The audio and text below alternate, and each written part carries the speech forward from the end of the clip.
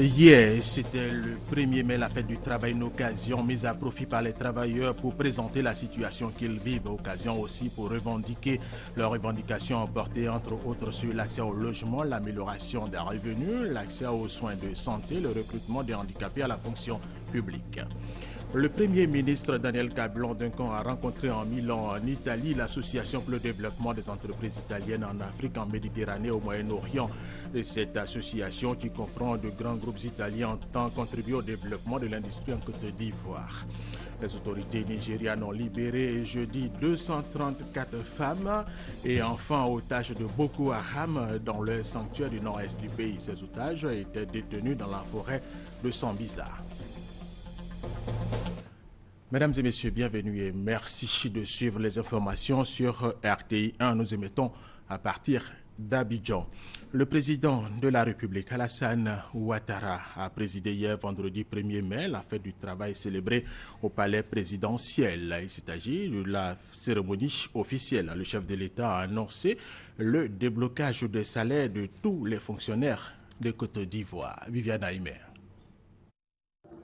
Si pour les précédentes célébrations de la fête du 1er mai, depuis sa prise de fonction à la tête de la Côte d'Ivoire en 2011, le président de la République avait donné instruction au Premier ministre pour le représenter, ce 1er mai 2015, année du bilan de son quinquennat, le président de la République a voulu lui-même recevoir les travailleurs, d'où l'espoir nourri par tous de l'annonce d'une bonne nouvelle de la part du président de la République. C'est vrai que depuis 2011, selon les indicateurs de l'économie nationale, la Côte d'Ivoire est engagée sur le chemin de la croissance et de la prospérité, d'où l'espoir nourri par les populations de tirer profit des retombées de cette croissance. Représentants du patronat, responsables des 5 centrales syndicales nationales, travailleurs des différents secteurs de la vie nationale, tous étaient présents à cette célébration qui se déroulait ce 1er mai au palais présidentiel.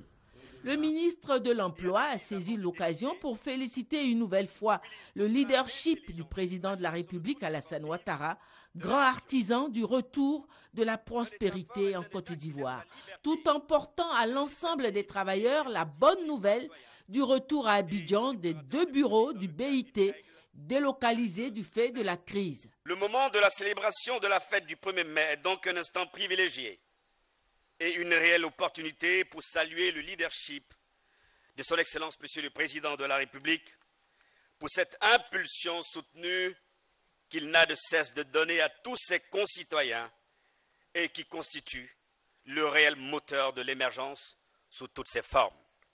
À la suite du ministre de l'Emploi, les responsables des 5 centrales syndicales, Humanisme, UNATRC, FESACI, Dignité, UGTCI, ont unanimement reconnu et salué les nombreuses réalisations enregistrées sous la conduite du président de la République, Alassane Ouattara.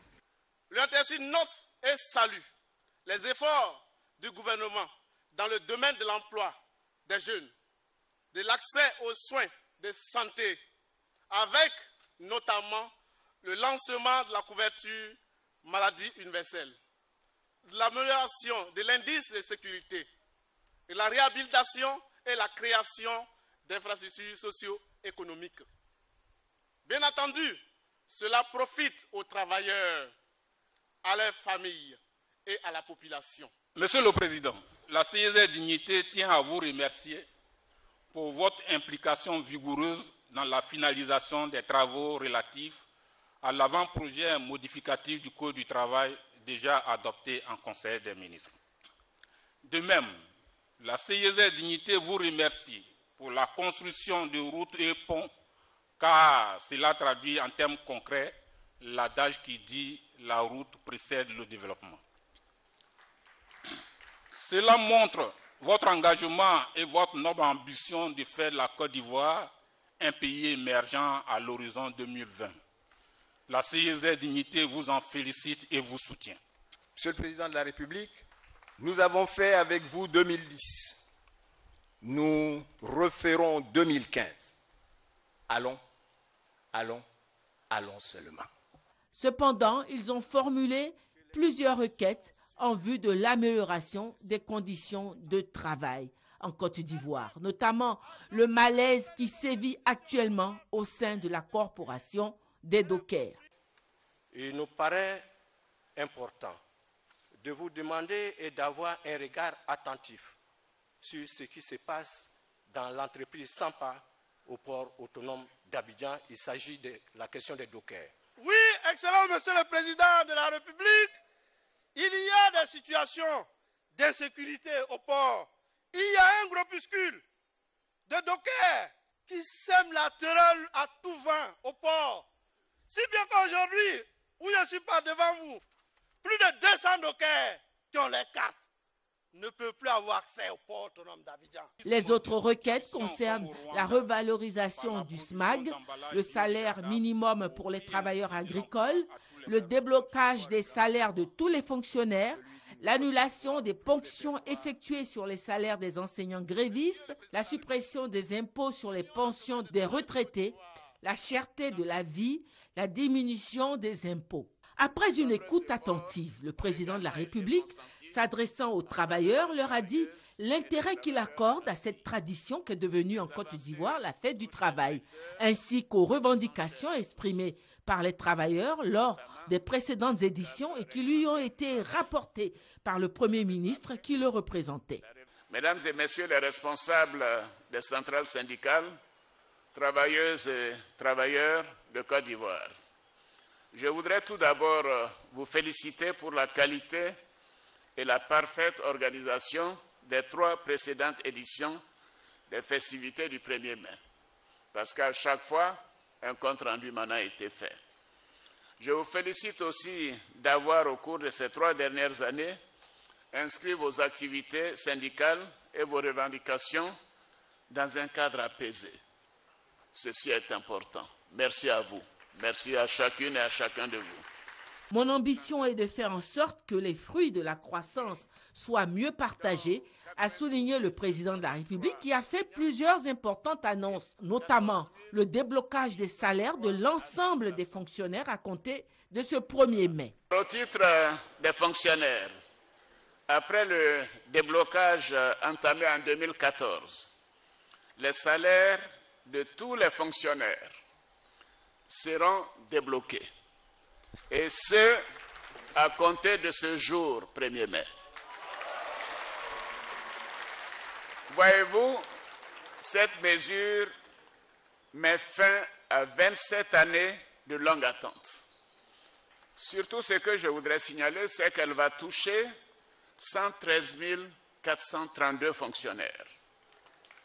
Oui, dont 92 223 enseignants et 14 803 agents de la santé, en plus des 38 000 qui ont été faits auparavant. Et cela, pour cette année, va représenter un effort budgétaire de l'État de 77,6 milliards de francs CFA. Donc je peux vous dire que c'est un effort considérable. Mais nous avons entendu vos cris de cœur. Et donc à partir de maintenant, notre fonction publique va pouvoir opérer normalement. Il n'y aura plus de blocage, en tout cas tant que moi je serai président. Et les promotions pourront reprendre, comme le statut de la fonction publique l'exige, tous les 2 ans. Donc cela veut dire qu'il y aura chaque 2 ans une augmentation régulière des salaires des fonctionnaires. Relatif aussi à l'annulation des ponctions effectuées sur les salaires des enseignants grévistes. Au titre de l'enseignement secondaire, vous avez sollicité le gouvernement afin qu'il reconsidère les décisions prises à l'encontre de celles et ceux d'entre vous du secteur public qui ont observé des arrêts de travail depuis quelque temps. Il s'agit de la ponction sur les salaires pour certains et de la mise sous contrôle des salaires pour d'autres en 2015, mais je me suis rendu compte que cela avait eu lieu également en 2013. Et cela était une bonne chose. Oui, ne doivent être payés que ceux qui travaillent. C'est pour ça que je dis, je vais vous parler les yeux dans les yeux. Les grèves intempestives ne seront pas tolérées. Les grèves intempestives ne seraient pas tolérées. Mais cependant, dans un souci d'apaisement et de manière tout à fait exceptionnelle, et je dirais pour la dernière fois, pendant les années que je servirai mon pays, je ne ferai plus d'exception de ce genre. Mais je vais instruire le gouvernement afin que ces ponctions soient payées à compter du 1er juillet sur une période de 6 mois. Mais c'est la dernière fois. Je tiens à le dire, c'est la dernière fois que je le fais parce qu'un pays moderne doit être conforme aux règles de la République. Les grèves intempestives, surtout à l'école, à la santé, priver les citoyens d'envoyer leurs enfants à l'école ou de se faire soigner est inacceptable. Savez-vous que dans beaucoup de pays, les grèves dans ces secteurs sont interdites par la Constitution? Alors donc, messieurs les secrétaires généraux des syndicats, chers travailleuses, chers travailleurs, je compte sur vous. Le président de la République a terminé en lançant un appel à la paix sociale aux syndicats et aux travailleurs. Et pour que la fête du travail soit totale, des brins de muguet ont été offerts à toutes les femmes. 20 parmi elles ont reçu à titre symbolique des brins de muguet des mains du président de la République. La fête s'est déportée dans les jardins du palais présidentiel où un copieux cocktail a été servi. Vous le savez, le 1er mai de chaque année est une occasion mise à profit par les travailleurs pour présenter la situation qu'ils vivent, occasion aussi pour revendiquer cette année leurs revendications portées entre autres sur l'accès au logement, l'amélioration des revenus, l'accès aux soins de santé, le recrutement d'un handicapé à la fonction publique. Plus de détails avec Jérôme Kofi Abolé. Un rendez-vous auquel les travailleurs, pour rien au monde, ne doivent manquer. Le 1er mai, jour commémoratif de la fête du travail. Les travailleurs ivoiriens, à l'instar de ceux des autres pays, en se rendant ce vendredi 1er mai 2015 sur l'esplanade du Petit Palais de la Présidence de la République, choisi pour le cérémonial officiel, démontrent une fois encore qu'ils tiennent au respect de la tradition. Pour eux, cette cérémonie, cette année, comme les années passées, constitue l'occasion rêvée de faire avec le président de la République le bilan de 12 mois d'activité et envisager ensemble les perspectives d'avenir. Ces travailleurs ivoiriens représentés pour la circonstance par leur centrale syndicale. On en dénombre 5 et dans l'ordre de passage, la centrale Humanisme, la centrale Unatrici, la centrale Fésassi, la centrale Dignité et enfin la centrale UGTCI. Les responsables de ces centrales syndicales se succédant pour donner de la voix. L'objectif, c'est de saisir cette occasion qu'ils ont au moins une fois dans l'année pour poser des problèmes rencontrés face aux autorités, au premier rang desquelles le président de la République, Alassane Ouattara. Cela dans le but surtout d'obtenir une amélioration des conditions de vie des travailleurs. Comme chaque année, ces travailleurs ont donc été écoutés et compris par le chef de l'État. Et comme chaque année, ils ont reçu de la part du président de la République de bonnes nouvelles. À titre d'exemple, l'annonce du déblocage des salaires de tous les fonctionnaires à compter de ce 1er mai 2015 et le paiement pour la dernière fois des ponctions sur les salaires des enseignants grévistes à partir du mois de juillet. Que de bonnes nouvelles, ainsi va cette fête du travail marquée une fois encore par la remise de brins de muguet aux dames. Le muguet étant une plante qui porte bonheur, c'est donc le signe que cette fête a été une réussite totale. Autre information dans cette édition, la rencontre du Premier ministre Daniel Kablan-Duncan à Milan en Italie avec l'Association pour le développement des entreprises italiennes en Afrique, en Méditerranée et au Moyen-Orient. Cette association comprend de grands groupes italiens qui entendent contribuer au développement de l'industrie en Côte d'Ivoire. Hugues RVB. La Côte d'Ivoire qui gagne, la Côte d'Ivoire qui intéresse fortement les investisseurs. La preuve en a été donnée à Milan, dans cette salle, et pour des échanges francs avec le chef du gouvernement ivoirien, les membres de la Confindustria As-Africa et Méditerranéo, qui est l'association pour le développement des entreprises italiennes en Afrique, en Méditerranée et au Moyen-Orient. Ces chefs de grands groupes ou d'entreprises représentatives italiennes avaient à cœur d'en apprendre davantage sur les potentialités de la Côte d'Ivoire, intéressés qu'ils sont par le pays, par son secteur industriel. Une rencontre très intéressante, très importante pour les entreprises italiennes que nous représentons, les entreprises industrielles intéressées à la Côte d'Ivoire. La Côte d'Ivoire, c'est un pays qui a un grand développement à ce moment et une très grande luminescence. Sa classe politique est nouvelle et donc on va voir comment développer ensemble un développement industriel du pays. L'énergie, l'agriculture, le recyclage de pneus usagés, la banque, dans ces secteurs et beaucoup d'autres évoluent les hôtes du Premier ministre ce mercredi à Milan. Leur intérêt pour la Côte d'Ivoire est porteur. Ce que je note, c'est un intérêt manifeste des Italiens pour le développement d'un certain nombre de secteurs d'activité qui les intéressent, notamment le secteur de l'agriculture, le secteur donc de l'énergie. Et nous avons vu aussi le secteur donc agricole dans le sens des machines agricoles. De manière donc globale, nous estimons que c'est essentiel que tous ceux que nous avons rencontrés ici viennent à Abidjan dans le cadre d'une mission.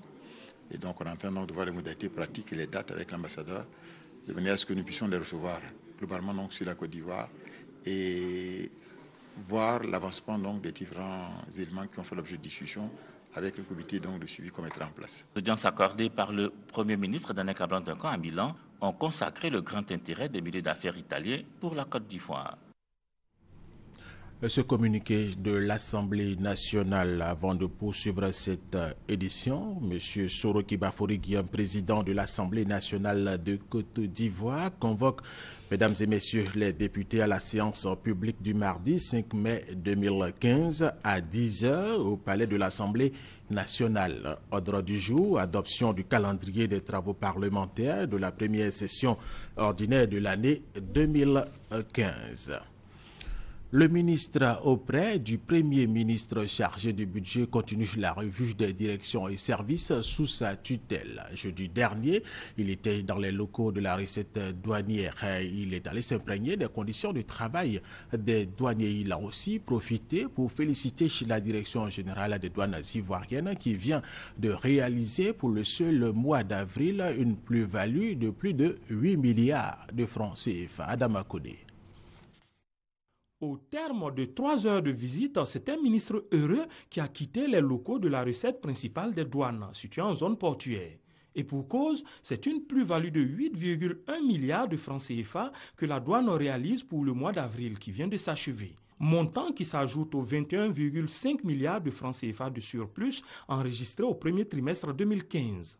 Et cela est dû à l'ensemble des mesures qui ont été prises par la Direction générale des douanes pour justement nous permettre, 1, d'atteindre l'objectif qui a été fixé par le gouvernement, mais 2, avec les efforts qui ont été faits, de même les dépasser. Nous n'allons pas nous arrêter là. Il ne faut pas, bien entendu, se reposer sous ses lauriers. Donc c'est un signal et un appel à aller même plus loin, de sorte à ce que les mois à venir, nous puissions continuer dans cette lancée pour respecter les objectifs, mais pourquoi pas les dépasser. L'administration douanière perçoit cette visite comme une source de motivation supplémentaire pour mieux accomplir sa mission, selon le directeur général des douanes Issa Koulibaly. La recette principale a souhaité avoir un véhicule blindé pour le transfert des fonds, la rénovation des locaux et des véhicules de liaison. Séance tenante, le ministre Cissé a remis les clés de 2 véhicules pour soulager l'équipe. Il a aussi donné instruction pour la réhabilitation des bâtiments. Avant de se rendre à la recette principale, le ministre en charge du budget a visité le bureau des douanes du port chargé des exportations, incendié dans la nuit du mardi au mercredi. Il s'est voulu rassurant. Heureusement, aucun préjudice humain. Le préjudice n'est que matériel. C'est dur à chiffrer aujourd'hui, mais une chose est sûre, c'est que les dédouanements continuent de se faire dans de bonnes conditions. Si vous voulez exporter du cacao ou si vous avez des exportations à faire, aucun problème se pose, vous pouvez toujours le faire et c'est vraiment le plus important. Pour l'année 2015, il est demandé à l'administration douanière de mobiliser 1 392 milliards de francs CFA sur les 5 014 milliards de francs CFA du budget national.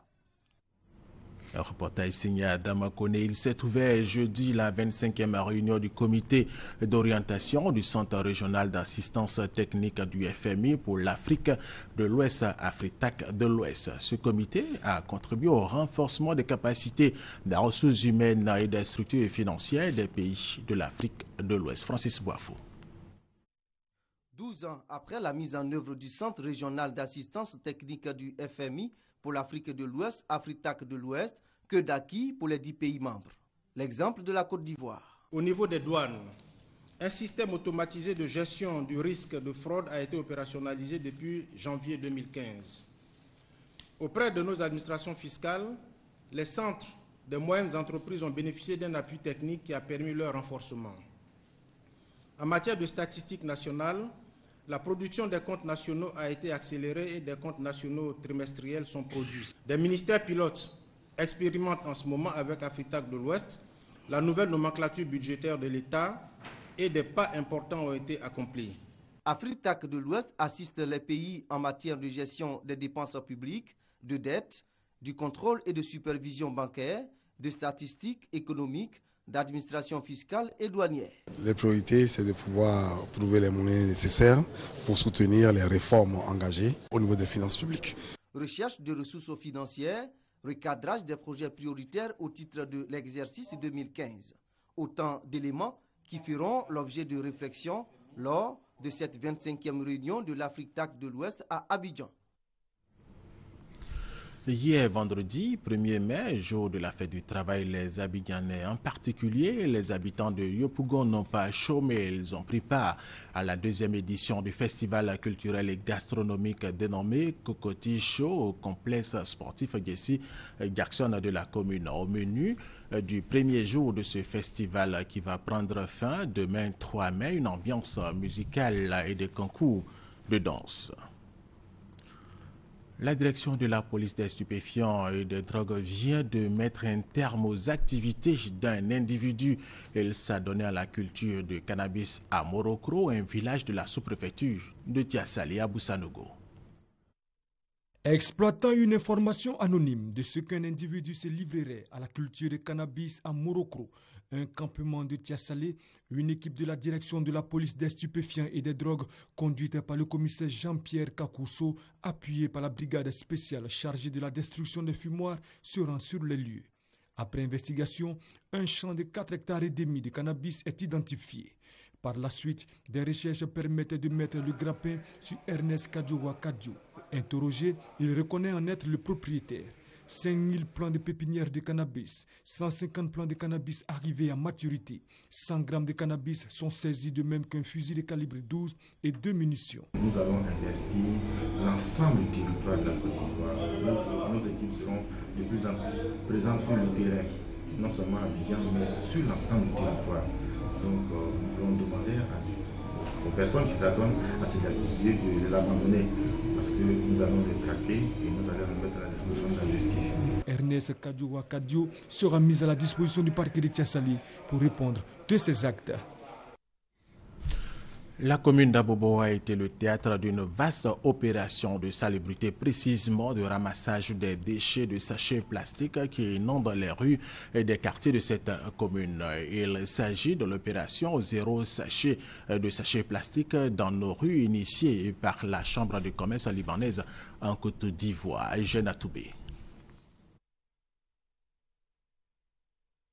Zéro déchet de sachets plastiques dans les rues d'Abobo. C'est l'objectif de la campagne de lutte contre l'invasion des sachets plastiques dans la ville d'Abidjan. Plusieurs communes ont déjà accueilli cette opération, comme à Abobo, où les sachets plastiques sont jetés ici et là après leur utilisation. Initiatrice de cette campagne, la Chambre de commerce et d'industrie libanaise de Côte d'Ivoire veut aider les populations de la commune d'Abobo à se débarrasser des déchets de sachets plastiques. Des populations exhortées à s'approprier l'opération Zéro sachet plastique par un comportement éco-citoyen. Nous souhaitons que le ramassage du sachet qui lui-même produit beaucoup d'emplois se fasse davantage. C'est un double avantage, l'opération qu'on mène, c'est de sensibiliser les gens sur ça, sur le fait qu'ils peuvent non seulement gagner de l'argent en ramassant les sachets plastiques et en les faisant recycler, et en même temps on a le bénéfice, l'avantage d'avoir une ville propre. À l'étape d'Abobo, ce sont 600 kg de déchets de sachets plastiques ont été récoltés. Pour le ramassage des autres déchets plastiques, la Chambre de commerce libanaise a distribué des milliers de sacs poubelles aux commerçants et aux vendeurs ambulants. La Nassur, Agence nationale de salubrité urbaine, la mairie d'Abobo et l'ADDR sont parties prenantes de l'opération Zéro déchet de sachets plastiques dans nos rues. Les populations de Moronou Nanafoué étaient récemment en fête. Elles viennent de bénéficier d'un château d'eau d'une valeur de 27 millions de francs CFA. L'ouvrage réalisé grâce à l'initiative des filles et fils de la région permettra d'améliorer les conditions de vie des populations de cette localité. Kwasi Mamadou. Ils étaient nombreux à la place Henri Konan Bédié de Moronou Nanafoué, une sous-préfecture du département de Tiébissou dans la région du Bélier au centre de la Côte d'Ivoire. Les fils et filles de cette localité se sont mobilisés pour parler de développement et de cohésion. Et pour le développement, plusieurs projets ont été déjà réalisés, notamment un château d'eau d'une valeur de 27 millions de francs CFA. Un ouvrage qui vient améliorer les conditions de vie des populations de Moronou Nanafoué, finit donc les conditions difficiles d'accès à l'eau potable. Pour les actions futures, il est prévu la construction d'un marché moderne et d'un commissariat de police. À la pose des premières pierres, Claude Sailly, représentant le ministre d'État, ministre de l'Intérieur et de la Sécurité, salue la cohésion qui règne entre les fils et filles de cette localité. Il les encourage à demeurer solidaires pour affronter les défis de développement. Propos soutenus par le ministre Paul Kofi Kofi. Pour lui, le développement durable et solide ne peut prospérer que dans l'union et la cohésion. C'est pourquoi il invite les cadres et l'ensemble des populations à renforcer l'esprit de fraternité et de solidarité. Cette journée de retrouvailles a été l'occasion pour les femmes de tester leurs connaissances culinaires. Les populations de Dengouin, sous-préfecture de Biankouma, ont fêté la mise sous tension du réseau électrique de cette localité. À l'occasion, Fatima Mabri, l'épouse du ministre d'État Albert Mabri Touakeus, a encouragé les femmes de Dengouin au travail et à la cohésion pour le développement de leur cité à Boussanogo. Dengouin est une localité du département de Biankouma. Les populations de cette cité étaient en joie et avec elles, le ministre d'État, ministre du Plan et du Développement, Albert Mabri Touakeus et son épouse. La raison, Dengouin est désormais relié au réseau électrique public. Les plus heureuses de ce bond qualitatif de cette contrée, les commerçantes du Carrefour Garnossi. En initiant cette fête de la lumière, c'était pour elle une opportunité de remercier le maire de Biankouma et son conseil, mais bien plus, le président de la République, Alassane Ouattara. Marraine de la cérémonie, Fatima Solange Mabri a salué à l'occasion le courage des femmes de Dengouin, grandes productrices et commerçantes de vivriers. En promettant d'être désormais à leur côté, la marraine du jour ne s'est pas empêchée de faire des dons en nature comme en espèces pour encourager les femmes de Dengouin dans leurs besoins d'autonomisation. Et c'est un reportage d'Abou Sanogo. Le village de Zé, dans la sous-préfecture de Téni-Siabli, département de Fakobli, était son chef depuis 2012, année du décès de l'ancien chef, choisi par consensus par ses pairs. Alphonse Blé vient d'être intronisé comme nouveau chef en présence du préfet du département de Fakobli. Il entend œuvrer pour le développement du village Fboué.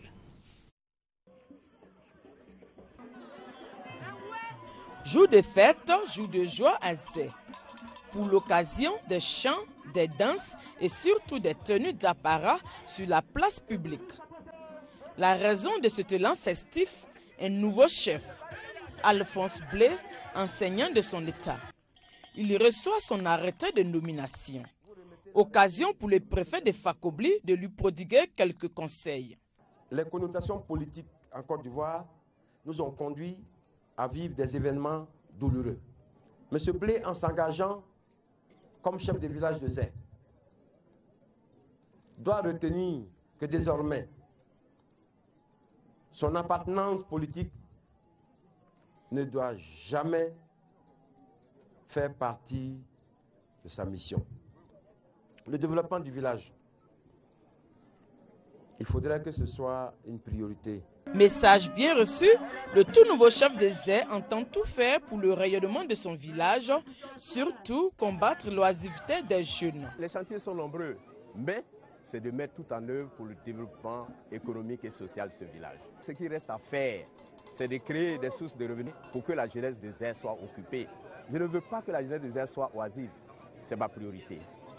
Zère est un village d'environ 2000 âmes, situé dans la sous-préfecture de Tieni-Siabli, département de Fakobli, à l'ouest de la Côte d'Ivoire. Au Burundi, 2 attaques à la grenade visant la police ont fait 3 tués à Bujumbura, dont 2 policiers hier vendredi 1er mai, dans la soirée peu après que les opposants à la candidature du président Pierre Nkurunziza à la présidentielle du 26 juin eurent décrété 2 jours de trêve. Les autorités nigérianes ont libéré jeudi 234 femmes et enfants otages de Boko Haram dans le sanctuaire du nord-est du pays. Ces otages étaient détenus dans les zones de Kawuri et de Kundunga dans la forêt de Sambisa. L'armée avait annoncé jeudi la libération déjà de 160 femmes et enfants. Mardi, un autre groupe de 300 captives avait été délivré. Et c'est la fin de cette édition. Merci de l'avoir suivi et restez avec nous sur RTI 1.